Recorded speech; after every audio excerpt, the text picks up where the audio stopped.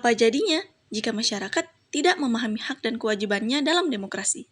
Demokrasi bukan sekedar sistem pemerintahan, ia adalah gaya hidup dan pendidikanlah yang menanamkan nilai-nilainya. Demokrasi bukan hanya tentang memilih dalam pemilu. Demokrasi adalah cara hidup, nilai-nilai, dan kesadaran kolektif yang dibangun dari generasi ke generasi. Tapi, dari mana semua itu dimulai? Jawabannya adalah pendidikan. Secara umum, demokrasi adalah sistem pemerintahan di mana rakyat memiliki kekuasaan tertinggi. Demokrasi menjunjung tinggi hak asasi manusia, kebebasan berbicara, kesetaraan hukum, dan partisipasi publik.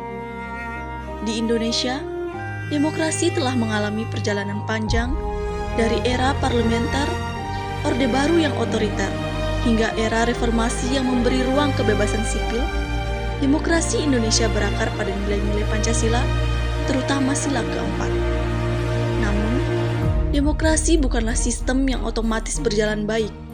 Ia membutuhkan pemeliharaan terus-menerus, dan salah satu cara paling mendasarnya adalah melalui pendidikan. Pendidikan demokrasi adalah proses pembelajaran yang menanamkan nilai-nilai, sikap, dan keterampilan yang dibutuhkan untuk partisipasi aktif dalam kehidupan demokratis.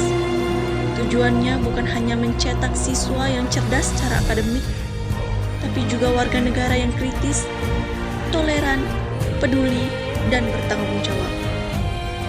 Pendidikan demokrasi mencakup pemahaman tentang konstitusi, hak dan kewajiban warga, pentingnya hukum, serta keterampilan berdialog, berdebat, dan menyelesaikan konflik secara damai. Demokrasi tanpa pendidikan rentan terhadap manipulasi. Warga yang tidak paham politik mudah terpengaruhi oleh hoaks, ujaran kebencian, dan politik uang. Dengan pendidikan, warga dapat memahami perbedaan sebagai kekayaan, bukan ancaman. Mereka mampu berpikir kritis, menyaring informasi, dan mengambil keputusan yang bijaksana.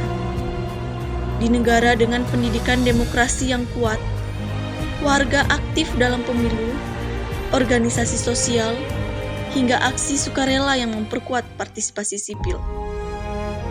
Sekolah dan universitas bukan hanya tempat belajar matematika dan bahasa, tapi juga tempat belajar hidup demokratis.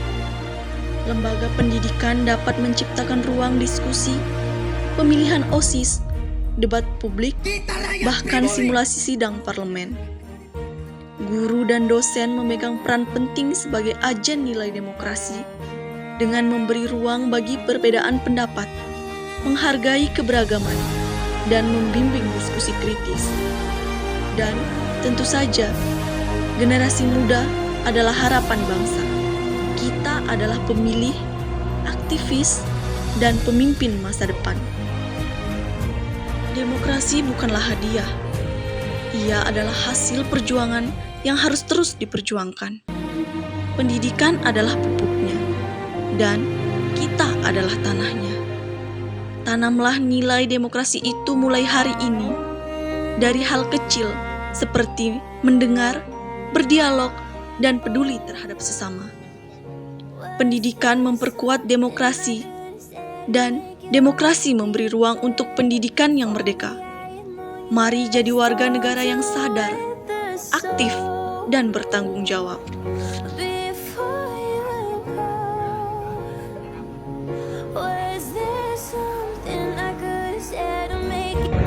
Nah, itulah tadi video yang dapat saya tampilkan mengenai peran pendidikan dalam memperkuat demokrasi. Semoga video yang dapat saya sampaikan